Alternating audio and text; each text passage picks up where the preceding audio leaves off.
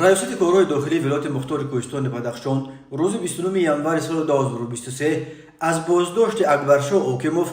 یک قصاب 26 ساله از احضار خبر داد که با راه فریب به باوری ساکنان جماعت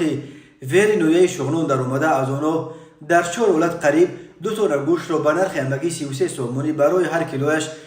یعنی با نرخ 2 مرتبه ارزانتر از نرخ بازارهای دیگر منطقه‌های تاجیکستان خریده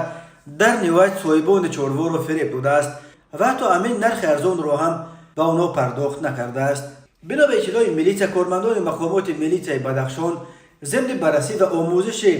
عریضه‌های شکایتی شهروندان با بردن کارهای فوری و جستجوی شهروند اکیموف اکبرشاه سال تولدش 1997 زاده جماعت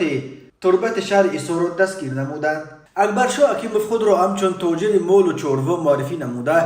با استفاده از باوری و اعتماد ساکنان جماعت ویر نویه شغنان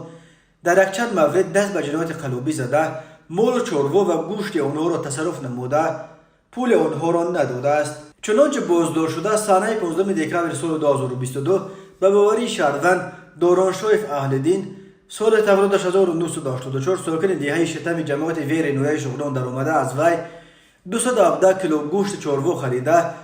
وعده داده است که در دوام 10 روز پولش را می‌دهد ولی تا حال برنگردانیده است. یا اینکه دوام ماه دکتر سال 2022 به باوری شهروند مقبل شایف شادمان همین جماعت در آمده از وی 2 سرمال کرون شاخدار به مبلغ 15660 سومانی نرخ‌گذاری کرده نیز برای دادن پولش 10 روز وقت گرفته است ولی پول او را هم تا حال نداده است. به این مانند در 2 ولایت دیگر از ساکنان جماعت نامبرده